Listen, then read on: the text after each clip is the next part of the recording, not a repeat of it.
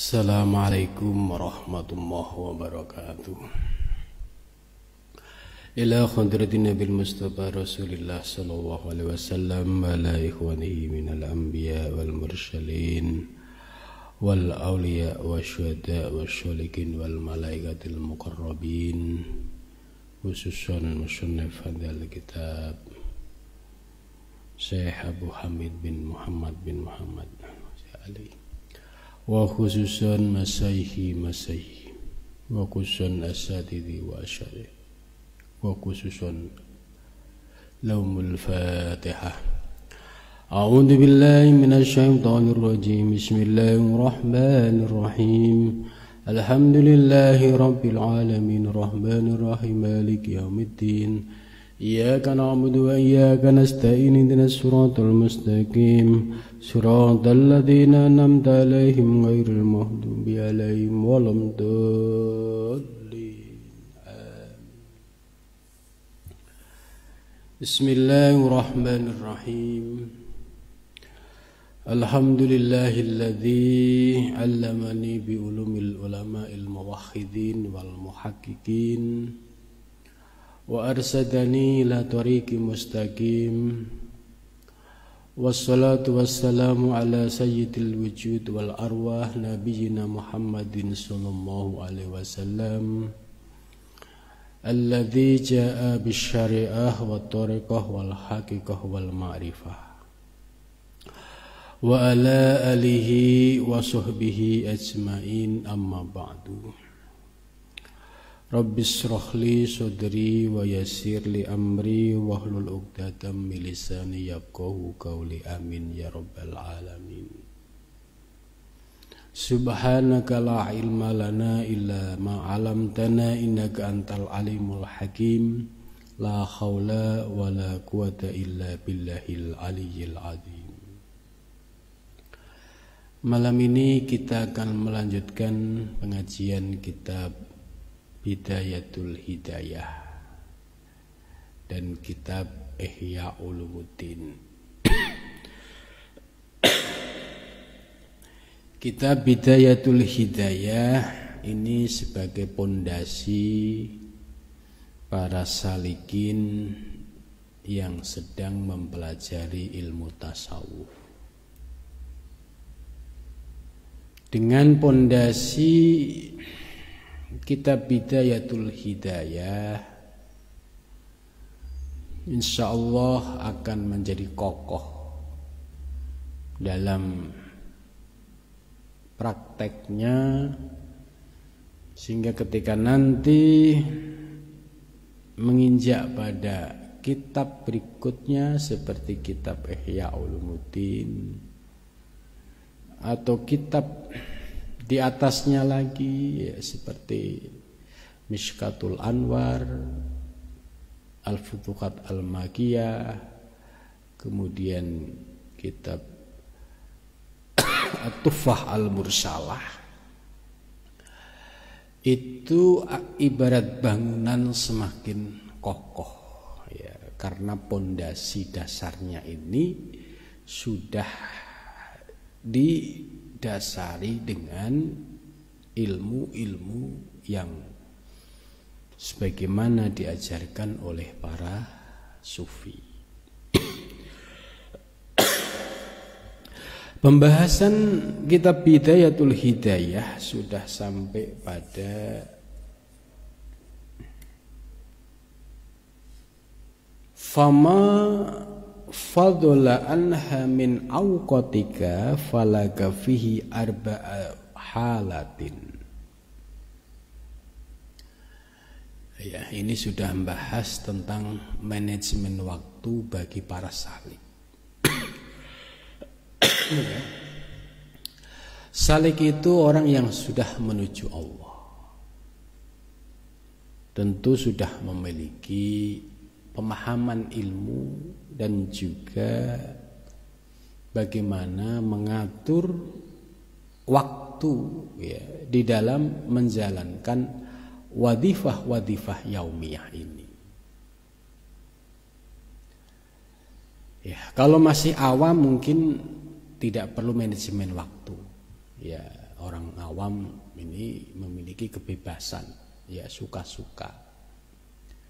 Tapi kalau sudah masuk menjadi ya salikin, nah, itu berarti sudah memiliki tanggung jawab melaksanakan wadifah.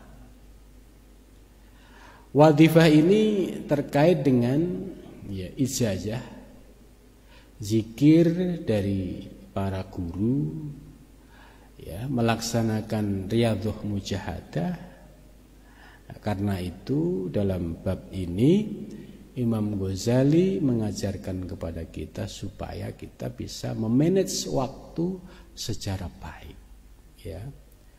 Apakah dalam 24 jam waktu itu akan berlalu dengan sia-sia, ataukah kita sudah atur?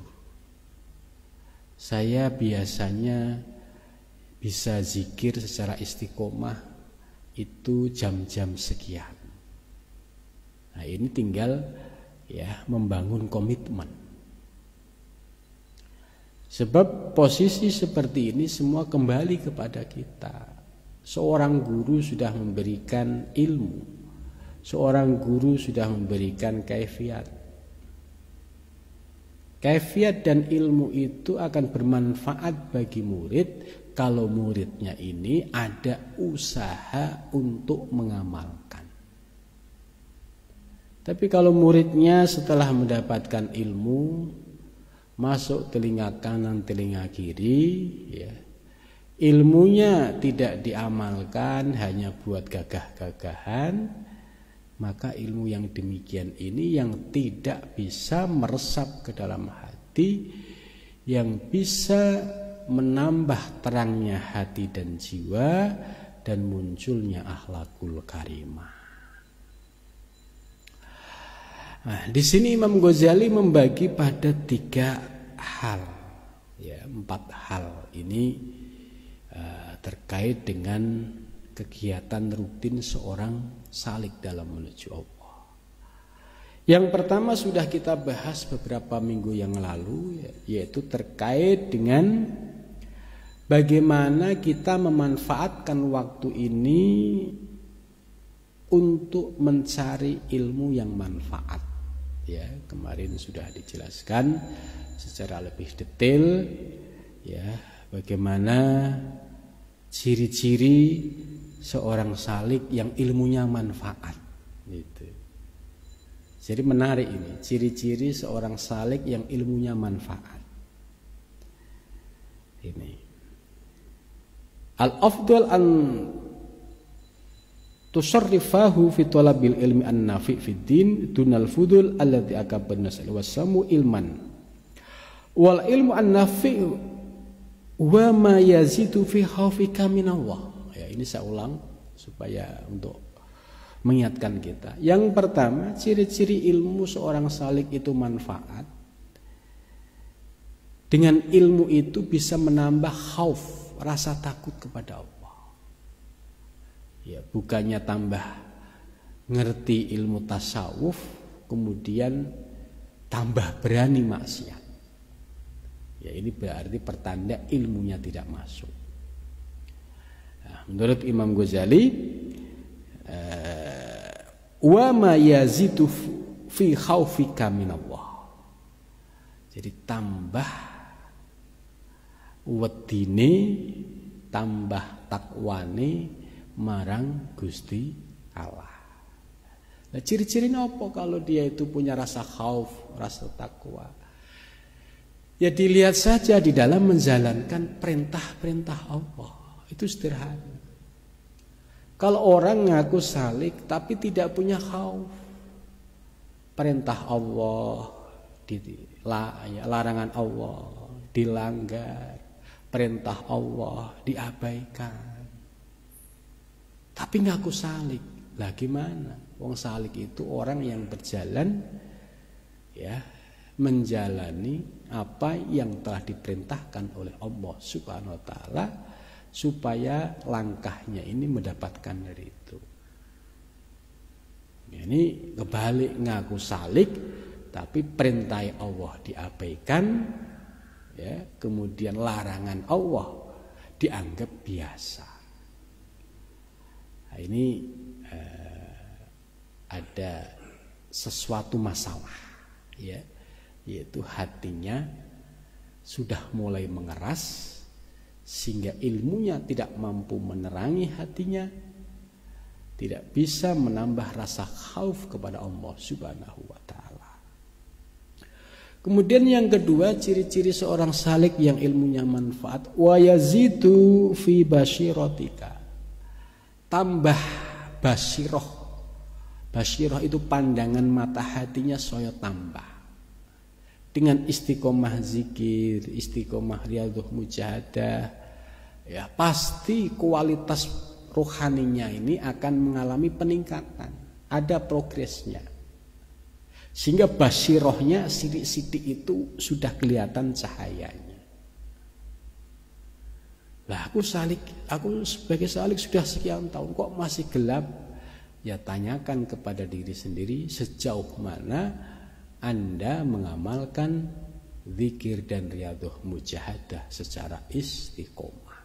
Gitu. Jadi kembali kepada diri kita, kalau basiroh kita kok nggak muncul-muncul cahayanya. Terutama basiroh biuyubi nafsika, basiroh mata hati yang semakin jeli melihat kekurangan-kekurangan di dalam diri kita. Ya contoh kalau dulu itu, ya misalkan habis melakukan ghibah atau namimah, ya. Kalau dulu sebelum menjadi salik itu dianggap biasa, karena namimah ghibah itu ya dianggap obrolan biasa. Tapi kalau sudah menjadi salik, ya tiba-tiba keseret pada omongan ghibah, omongan namimah, ini ada rasa penyesalan dan kesedihan. Makanya dia segera bertaubat, minta ampun kepada Allah supaya dosa ghibah dan namimah yang dia lakukan tadi tanpa sengaja itu diampuni. Nah, ini semakin punya kepekaan terhadap kekurangan-kekurangan diri. Ya, tidak soyo dablek itu maksudnya. Kemudian berikutnya, wa yazidu fi ma'rifatika bi ibadati rabbika. Ya, saya tambah ilmu, ngerti ilmu tasawuf, ngerti ilmu hakikat, ya saya tambah, semakin tambah ilmu terkait dengan beribadah. Ya, siapa yang kita sembah? Ya. Sebab la tasihul ibadah illa bima'rifatil ma'bud. Tidak sah ibadah sebelum mengenal siapa yang disembah. Nah, ngaji tasawuf, ngaji thariqah itu salah satu objeknya adalah membahas soal ketuhanan itu. Maka lambat laun semakin ngerti siapa yang kita sembah. Kemudian selanjutnya, ya ciri-ciri ini seorang salik yang ilmunya itu manfaat. Wa yuqalilu min rahbatika fid dunya. Ya, salik yang mulai lurus perjalanannya itu sudah mulai menyedikitkan rasa ruhbahnya, rasa cintanya terhadap dunia. Jadi maksudnya seorang salikin yang benar-benar menuju Allah itu pandangannya sudah tidak kedunian. Jadi artinya seorang salik di dalam melakukan aktivitas ibadah atau muamalah, orientasinya bukan orientasi duniawi lagi, tapi orientasinya sudah orientasi ukhrawi. Semua yang dilakukan didasari dengan keikhlasan. Sekalipun hanya memindahkan batu dari tengah jalan, itu sudah didasari dengan keikhlasan. Sudah tidak ada orientasi duniawi dan juga sudah tidak bahasa Jawanya tidak kedonyan lagi. Ini ciri-ciri orang yang menuju Allah Subhanahu wa taala. Kemudian berikutnya wa yajidu fi ruhbatika fil akhirah. Semakin bertambah juga ruhbahnya, cintanya di dalam urusan akhirat. Gitu ya. Ibadahnya semakin tertib. Yang fardu dilaksanakan secara tertib, ditambah yang sunnah ya, baik itu rawatib, ba'diyah maupun qobliyah, ditambah sunnah-sunnah yang lain, jadi semakin sempurna kualitas ibadahnya. Kemudian berikutnya wa yaftahu basyiratu bi'afati amalika ya, ini kelebihan seorang salik yang sudah istiqomah, yaitu akan dibukakan mata hatinya, basyirohnya di dalam memahami bahaya-bahaya amal yang dilakukan dirinya ya, contoh misalkan dia beramal tapi kok merasakan ada tarikan riak gede banget gitu. Nah, dia sudah mulai melakukan introspeksi, kok ini saya amal tapi tarikan riak kok gede banget gitu. Akhirnya bersikap tidak. Ya apapun ibadah kalau didasari dengan riak ya pasti tidak akan sampai kepada Allah Subhanahu wa taala. Jadi memiliki sensitivitas yang tinggi. Begitu juga ketika penyakit ujub, sudah bagus ibadahnya, kemudian ujub itu tiba-tiba datang ya, membisiki dalam pikirannya, wah saya kok hebat ya sekarang ya, ahli ibadah, istiqomah ngaji gitu. Maka sikap yang demikian ini juga penyakit sesungguhnya. Nah, ketika dia sadar bahwa ini penyakit, ya, segera dia buang ya secara bersungguh-sungguh ya, karena riya, ujub dan satu lagi takabur ini bagian dari penyakit-penyakit batiniah, afat-afat batiniah yang bisa meruntuhkan amal ibadah kita. Ya. Kemudian yang berikutnya ya akan diperlihatkan oleh Allah ya dalam memahami ya rekayasa setan dan tipu dayanya gitu. Jadi diberikan anugerah bisa mendeteksi gerak-gerik tipu daya setan yang ada di dalam dirinya. Nah, ini kan perlu kelembutan. Sementara orang awam yang belum tersentuh ilmu tasawuf, yang beda ke antara ibadah yang ikhlas sama yang tidak itu bingung. Itu ibadah yang riak yang sama tidak itu bingung. Nah, bagi para salik karena keistiqomahannya dalam zikir dan riyadhah mujahadah itu memiliki kelembutan batiniah. Oh, ini ada indikasi setan masuk bisikin. Oh ini ada indikasi riak masuk, ujub masuk, takabur masuk. Nah, sensitivitas ini sebagai salah satu anugerah yang diberikan oleh Allah kepada para salikin yang istiqomah tadi. Ya.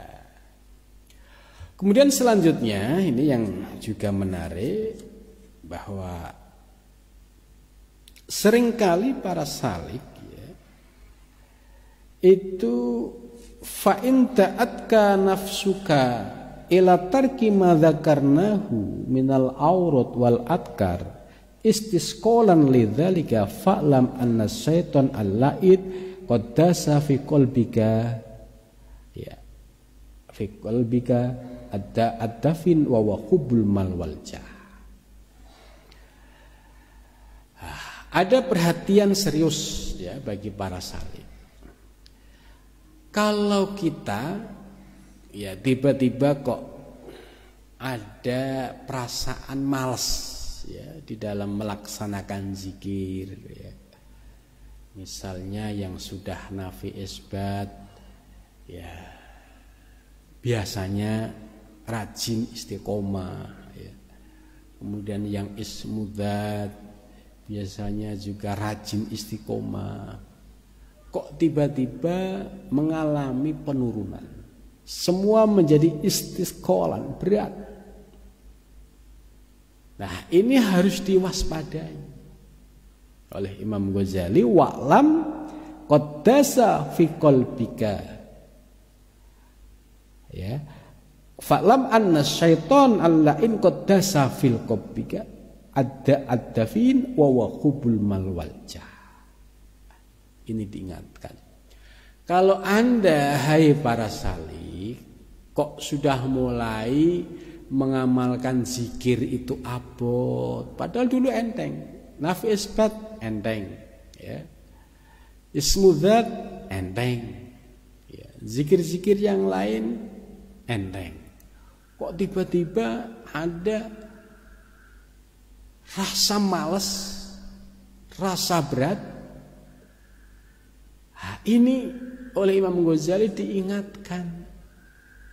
Hei para salik, sadarlah bahwa setan al-la'in yang terlaknat sedang masuk ke dalam hatimu, yaitu membawa penyakit yang dimasukkan ke dalam hatimu berupa hubbul mal, hubbul jah.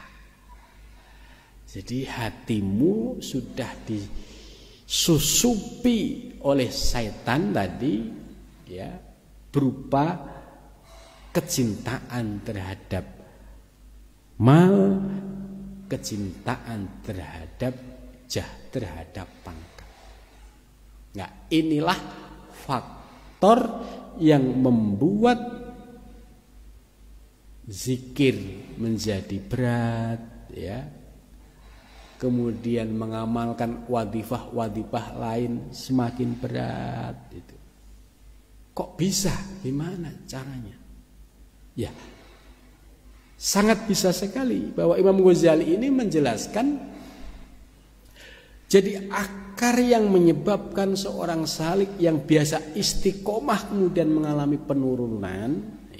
Yang biasa zikir nafi isbat istiqomah, sholat malam istiqomah, semua istiqomah, kok tiba-tiba mengalami penurunan? Ini oleh Imam Ghazali bahwa setan sedang bekerja, sedang masuk ke dalam diri kita ya, menancapkan yaitu akar hubul mal, hubul jah ke dalam hati kita. Maka ketika hati kita sudah ada bibit-bibit cinta terhadap pangkat, derajat, cinta terhadap materi, ya, ini efek berikutnya tadi zikir menjadi abot, ya sholat menjadi abot. Kenapa? Karena hatinya sudah dipenuhi dengan hubul jah, hubul mal. Contoh misalkan orang yang hatinya dikuasai oleh hubul jah, ya, cinta terhadap pangkat yang berlebihan, itu akan menjadikan jabatannya itu seolah-olah itu bisa menjadi menggantikan posisi Tuhan. Itu akan menjadi prioritas segala-galanya. Ya, sholat bisa tertunda ya, gara-gara urusan kantor misalkan. Karena apa? Ya karena dia sudah dikuasai. Kalau kita tidak bekerja untuk perusahaan, untuk kantor, nanti prestasi kita bisa menurun, jabatan kita bisa menurun, bahkan ini bisa berbahaya. Nah, ini rasa takutnya kepada Allah sudah mulai berkurang, tapi rasa takut terhadap atasan, jabatan, kedudukan sudah mulai memasuki ke dalam hatinya. Sehingga dampaknya hati semakin keras, ibadah semakin berat, apalagi zikir-zikir tadi sudah nggak kepegang lagi. Itu. Ya. Di sini Imam Ghazali memberikan pencerahan kepada kita. Ya, kalau kita ada indikasi kok zikir berat, nah, itu harus introspeksi ke dalam diri kita. Jangan-jangan hati kita ini sudah mulai kesengsem terhadap dunia. Jangan-jangan hati kita ini sudah mulai kesengsem terhadap derajat pangkat.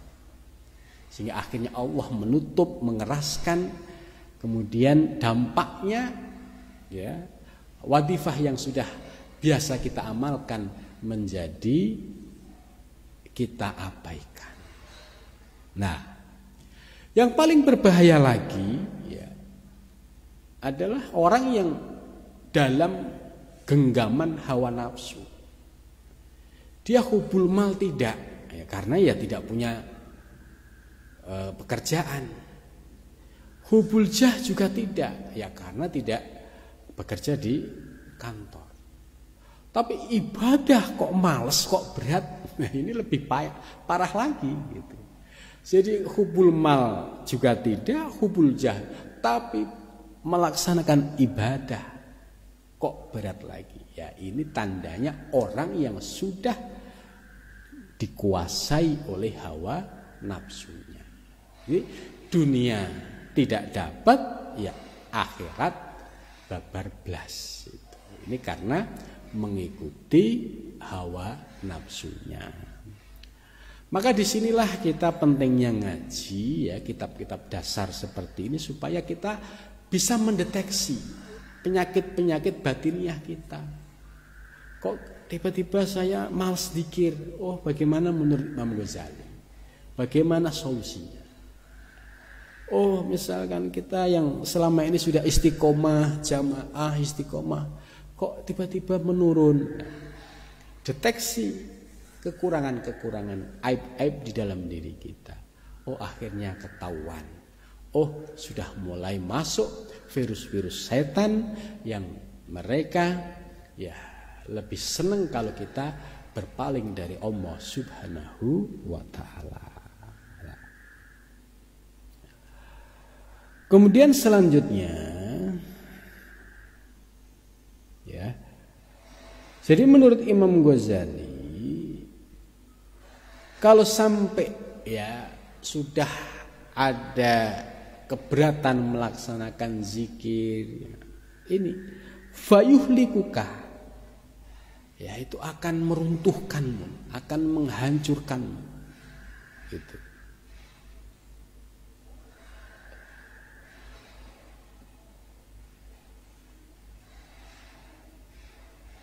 Kemudian selanjutnya al-halah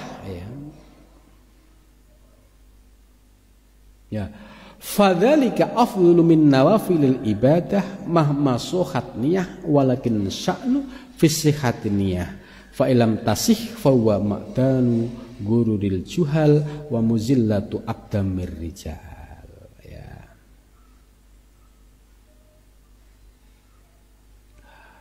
Nah, dari sebelumnya lakin tuharut ruhbatuka fi tahsil ilmi an-nafi ya, yang harus muncul dalam diri seorang salik itu adalah rubahnya kecintaannya di dalam mencari ilmu.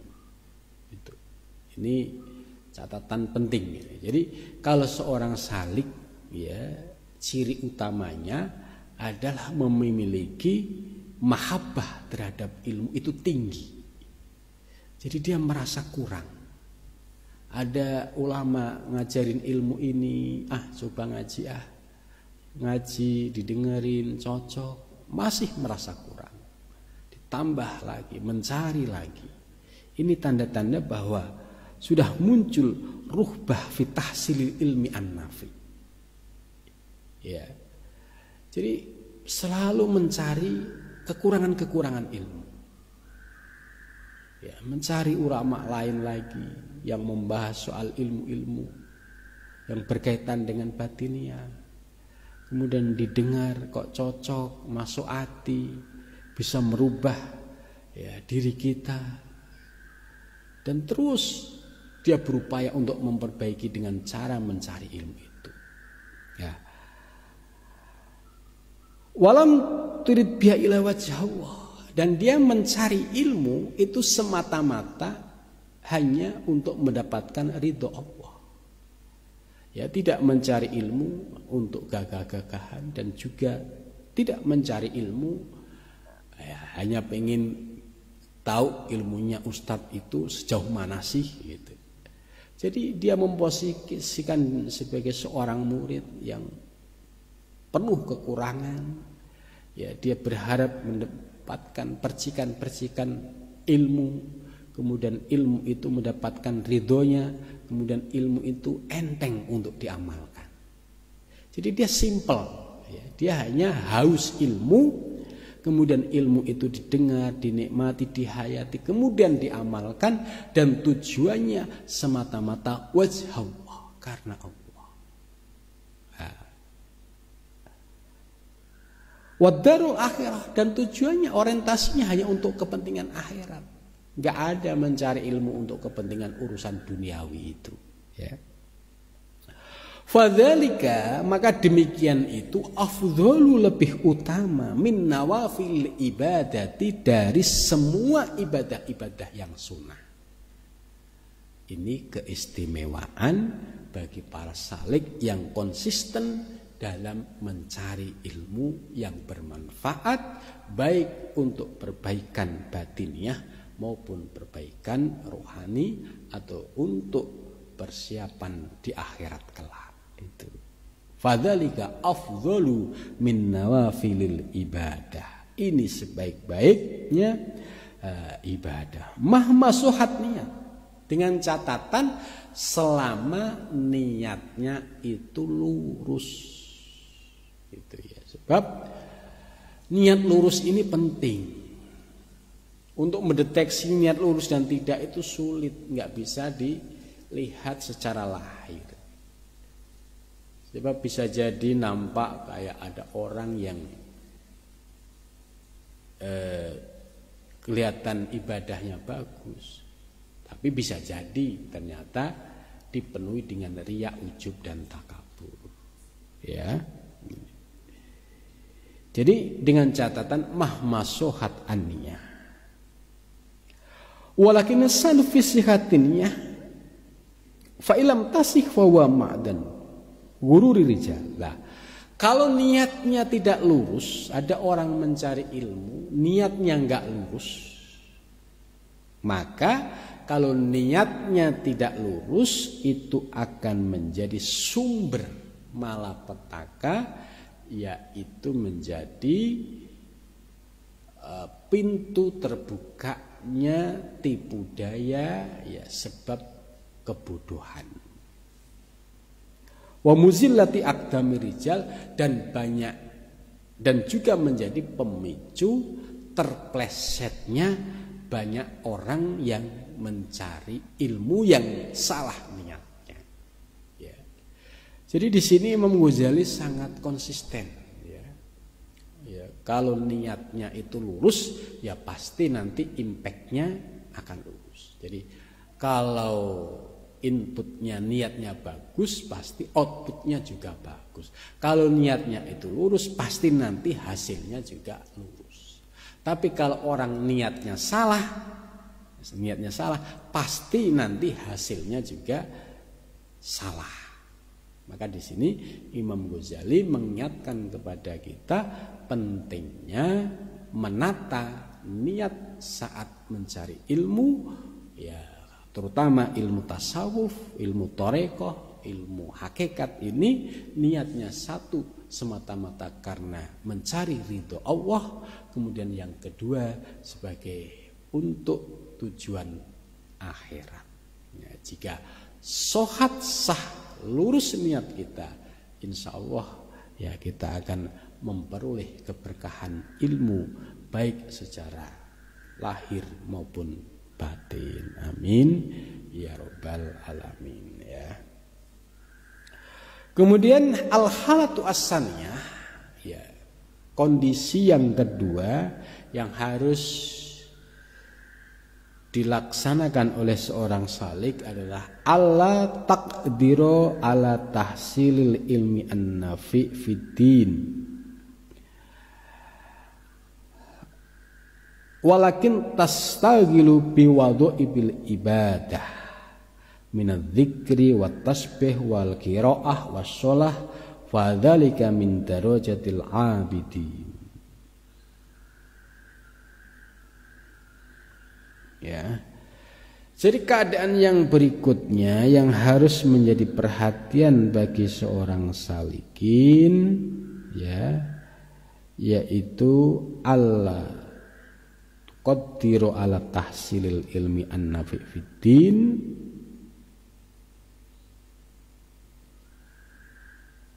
walakin tastagilu biwadha'ifil ibadah minadz-dzikri wat tasbih wal qiraah was-shalah fadzalika min darajatil 'abidin. Ya. Jadi para salik tidak sebatas mengejar ilmu yang bermanfaat, akan tetapi juga harus dibarengi dengan melaksanakan wadhifah. Wadhifah itu yaitu zikir-zikir yang sudah menjadi tugas harian kita, ya.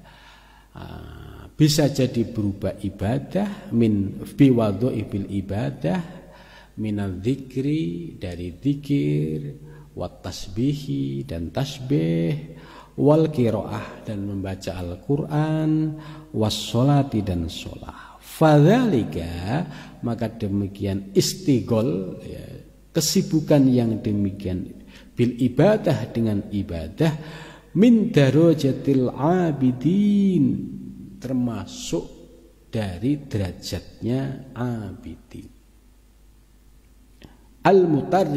al-mutajarridina lil ibadah yang semata-mata, ya, menghabiskan waktunya untuk ibadah wasairus sholihin dan inilah perjalanan orang-orang yang soleh. Ya. Jadi hal yang kedua ini menarik bagi kita, ya, orang-orang yang menuju Allah, yaitu, ya, setelah kita mencari ilmu yang bermanfaat buat lahir batin kita, buat rohani kita, buat akhirat kita, harus dibarengi dengan wadhifah yaumiyah, ya, seperti zikir yang istiqomah. Nah, zikir ini tentu setiap thariqah, ya, punya cara dan khas masing-masing, ya, sesuai dengan perintah seorang guru, ya. Ya, berapa yang harus diamalkan, ya, amalkanlah. Pilihlah waktu yang paling pas supaya kita istiqomah.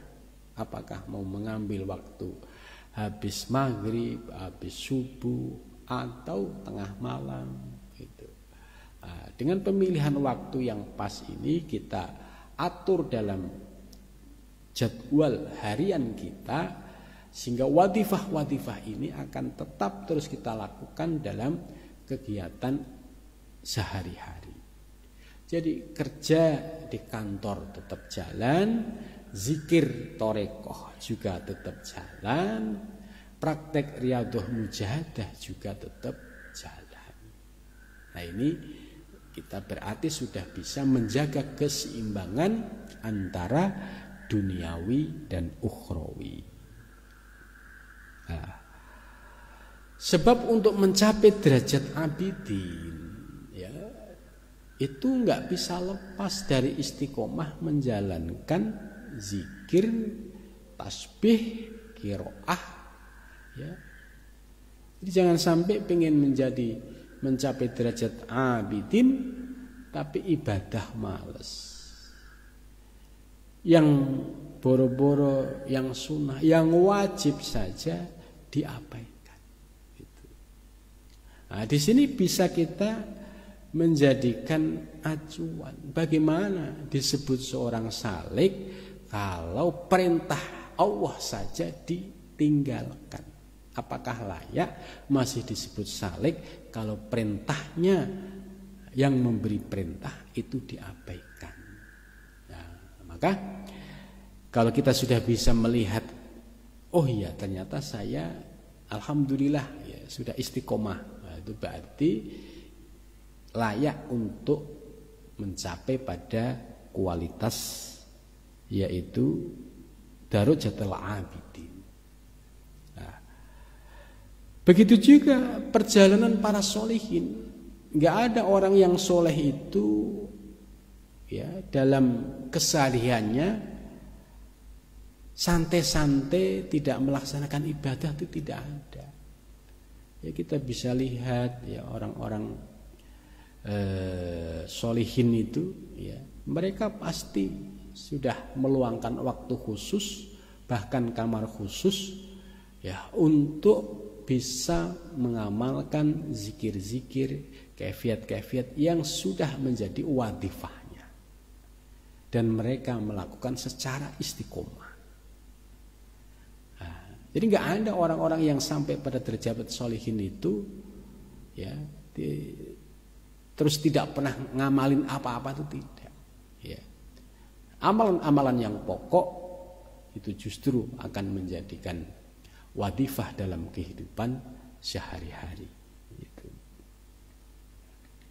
Karena kalau tidak melaksanakan itu sulit untuk mencapai darajatul abidin, kemudian wasyairul sholihin, ya, bisa mengikuti jejak para sholihin sangat sulit kalau kita sudah tidak tertib sejak awal.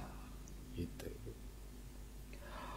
Wa takunu aidan bidzalika minal faizin. Kalau seorang salik konsisten dan istiqomah ya, di dalam ibadah, mulai dari yang fardu disempurnakan yang sunnah, begitu juga zikirnya, riyadhah mujahadahnya, puasanya.